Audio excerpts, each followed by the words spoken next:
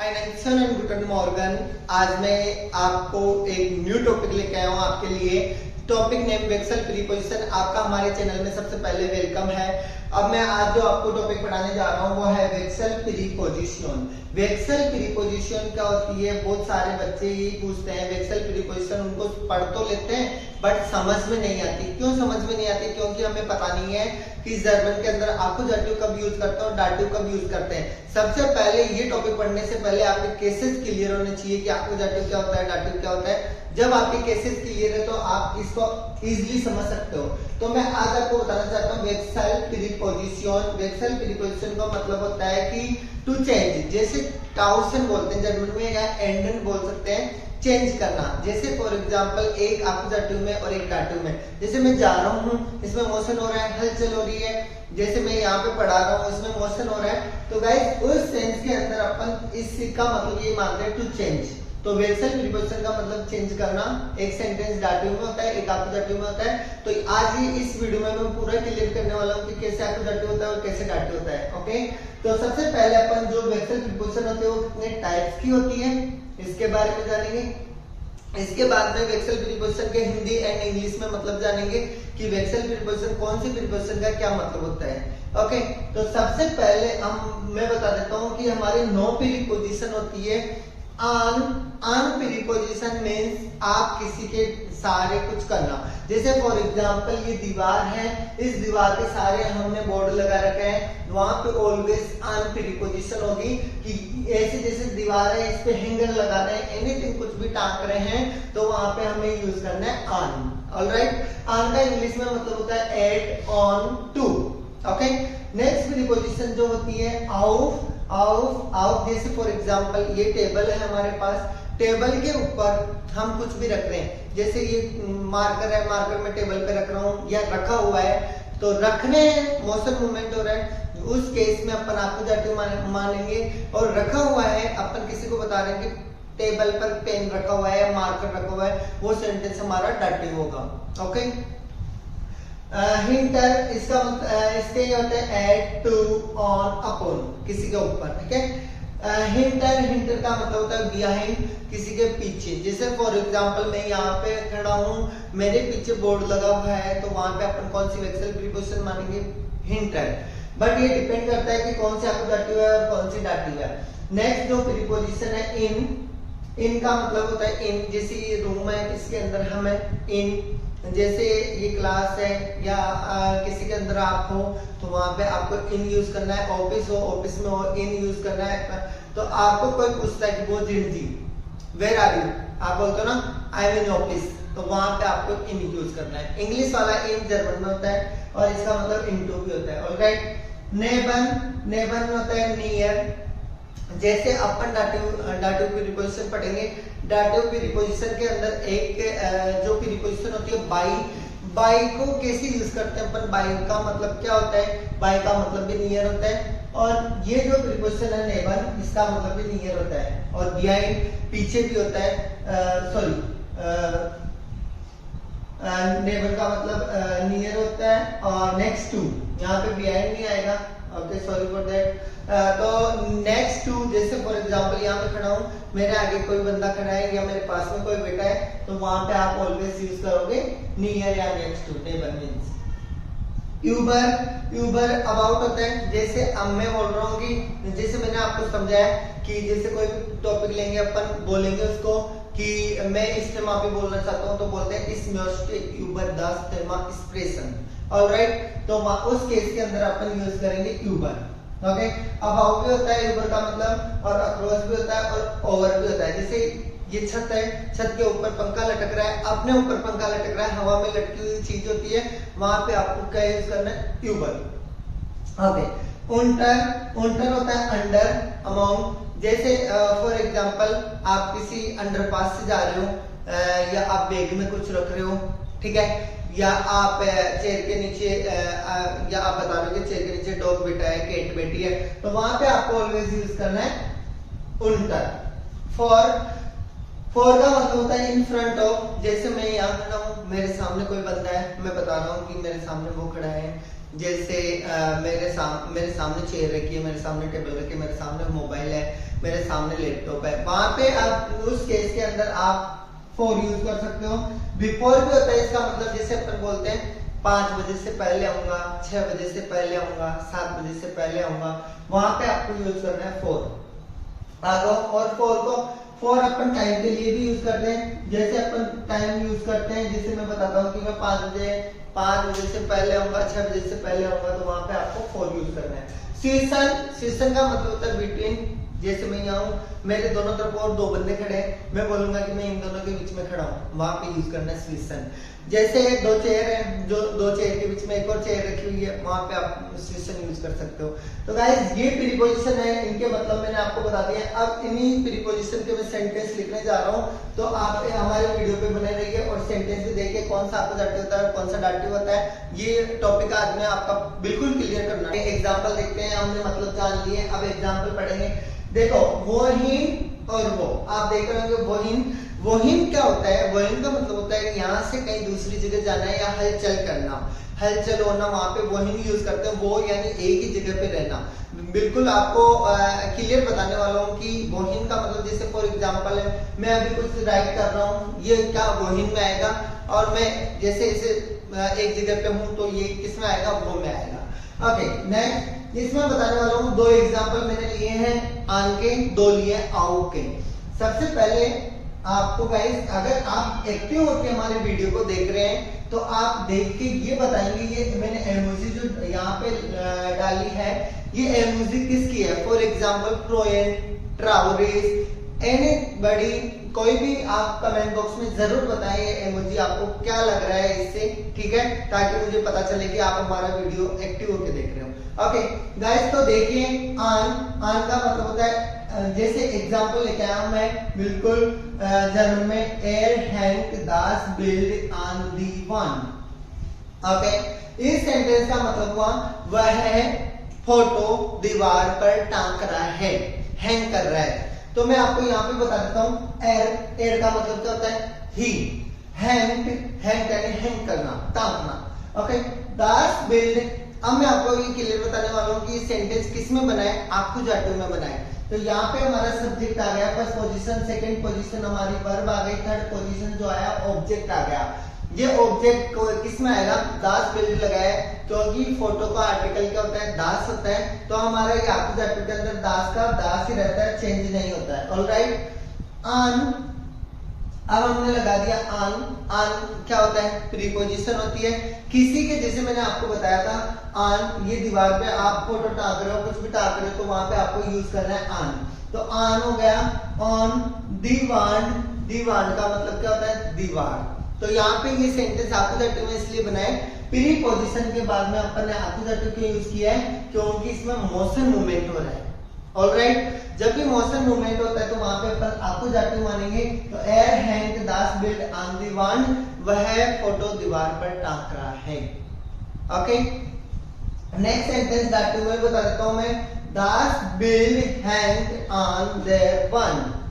एक तो हो गया टांगना, और एक हो गया, अब मैं बोल रहा हूँ कि फोटो दीवार पे टकी हुई है।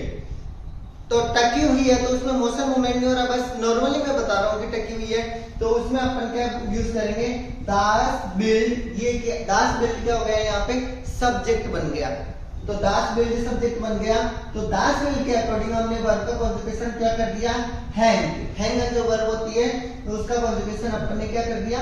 Hang on. अब यहाँ पे देर क्यों आया? आपका क्वेश्चन रहेगा, वेरी नाइस क्वेश्चन। देर क्यों आया? क्योंकि ये सेंटेंस किस में बन गया? डाटिव में बन गया।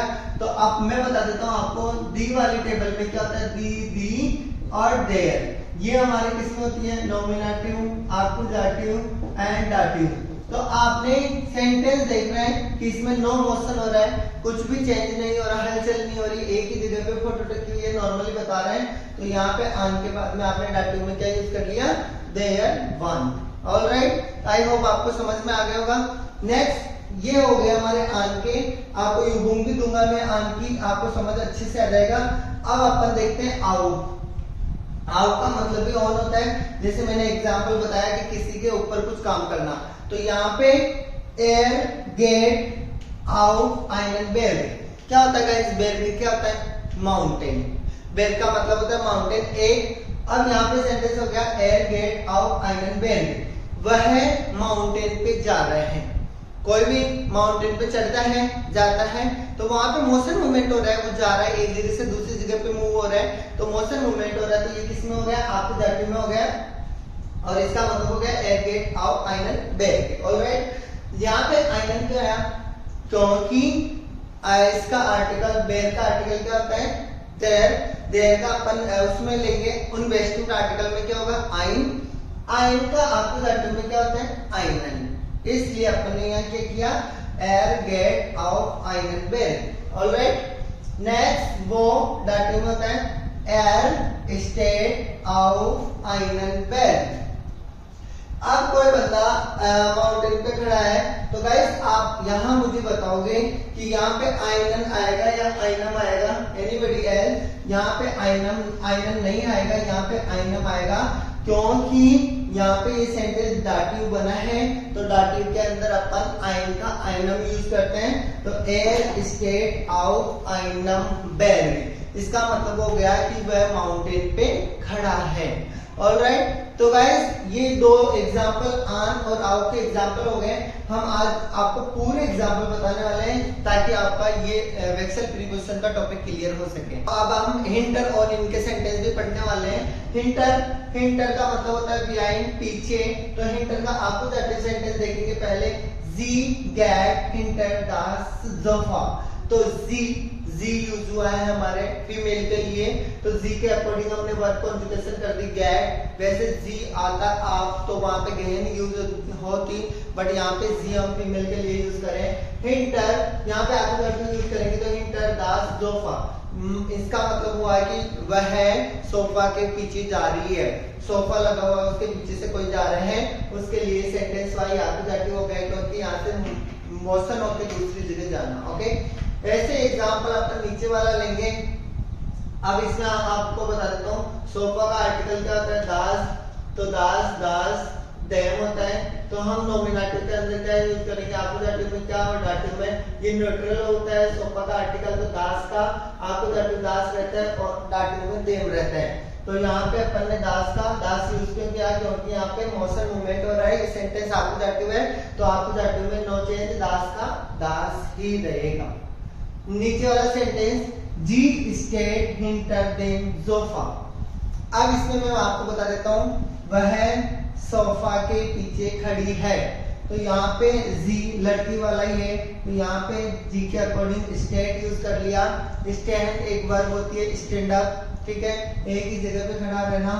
तो जी स्टेट हिंटर मींस बिहाइंड, और यहाँ पे देम क्यों यूज हुआ है, क्योंकि सोफा का आर्टिकल क्या होता है, दास। तो दास का डाटिव में क्या यूज होगा, देम, इसलिए हमने यहाँ पे देम यूज किया है, क्योंकि एक ही जगह पे कोई खड़ी है, तो ये सेंटेंस डाटिव हुआ, एक जगह से दूसरी जगह जाना आपको डाटिव हुआ।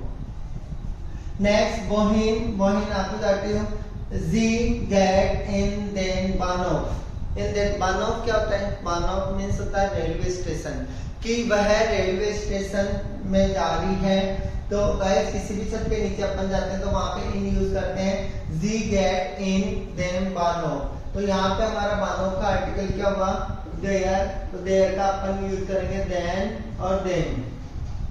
नॉमिनेटिव, अपोजिटिव एंड डाटिव, तो यहाँ पे यूज करेंगे अपन, नॉमिनेटिव देयर होता है, तो इसका अपोजिटिव देन होता है। तो यहाँ पे इन प्रीपोजिशन लगाने के बाद में एक जगह से दूसरी जगह जाना, मतलब मोशन मूवमेंट होना, तो यहाँ पे अपन देयर का यूज कर लेंगे देन बानो। ऑलराइट, नीचे वाला सेंटेंस देखेंगे, जी ईस्ट इन बानो।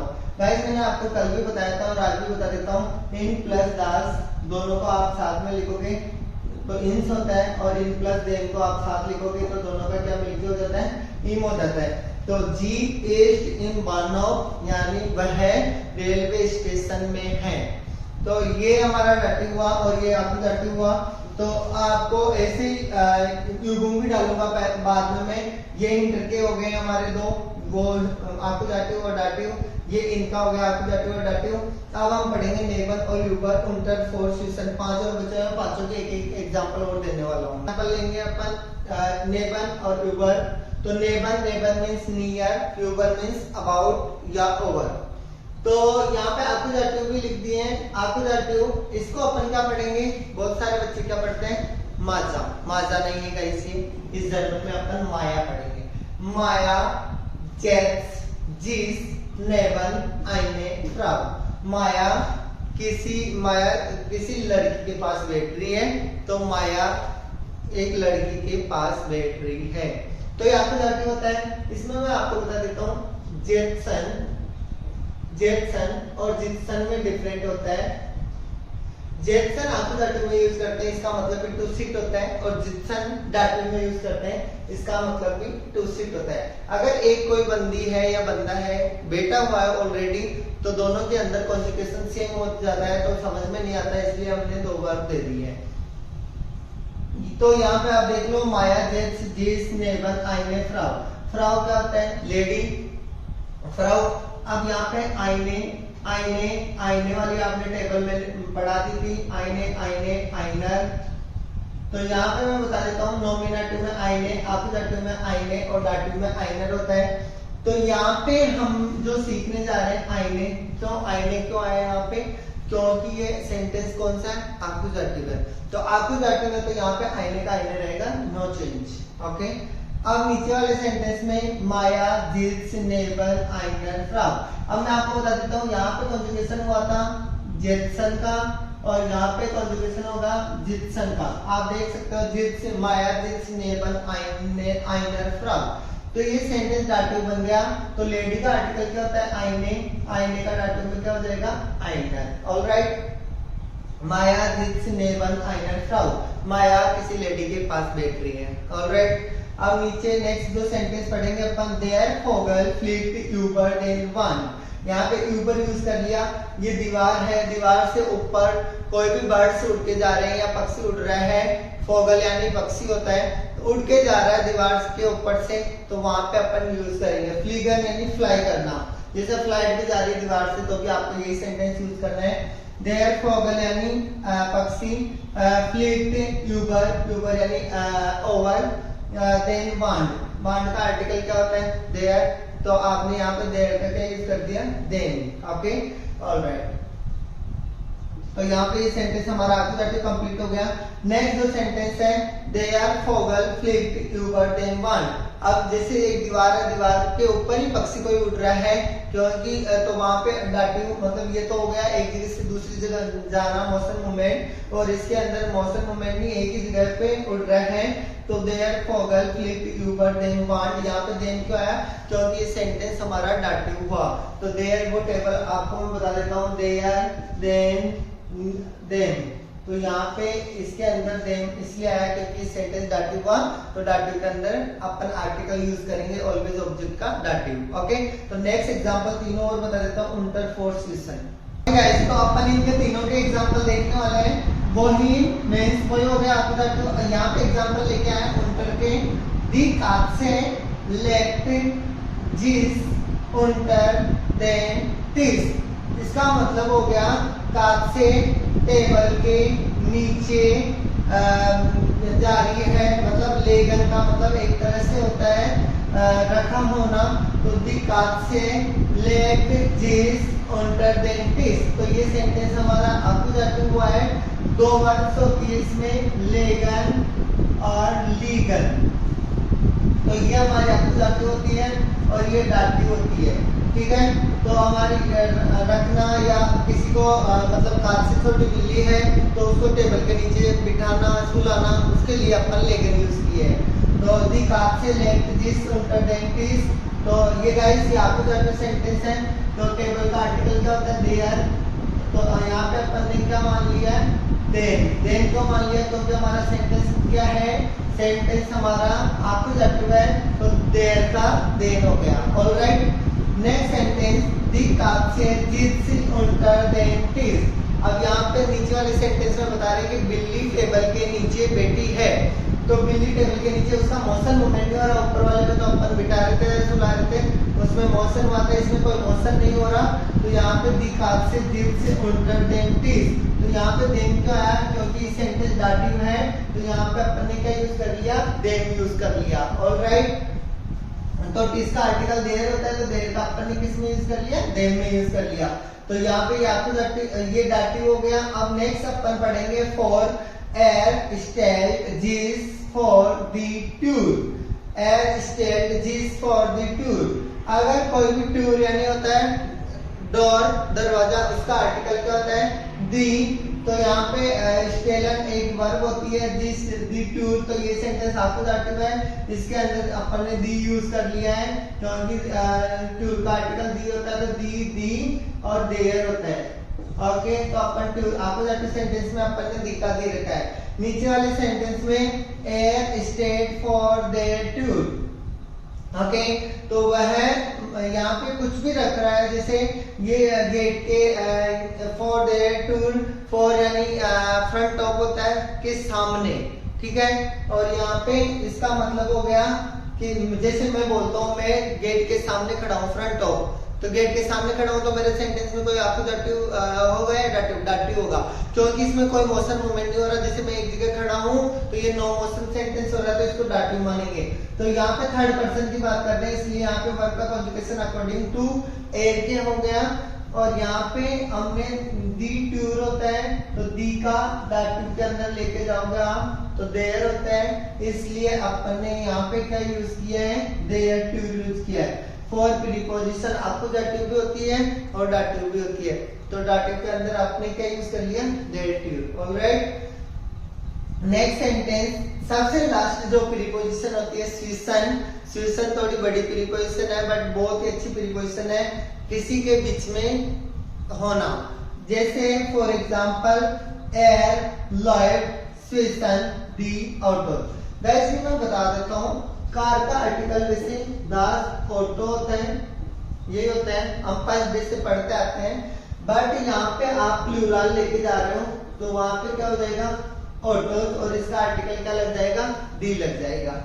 तो यहाँ पे एयर लॉयड स्वीसन दी ऑटोज, वह है दो बहुत सारे मतलब दो कार्स है या बहुत सारी कार है, वह कार के बीच में दौड़ रहे हैं, मतलब कार्स के बीच में दौड़ रहे हैं, तो वहां पे अपन डाटिव सेंटेंस बनाएंगे। ओके, बट यहाँ पे मोशन मूवमेंट हो रहा है, दौड़ना, एक रन, एक जगह से दूसरी जगह जाते हैं, मोशन मूवमेंट होता है, तो ये सेंटेंस किस में हो जाएगा, आपको डाटिव सेंटेंस हो जाएगा। नेक्स्ट बोल डाटिव, एयर स्टेड स्वीसन देन ऑटोस।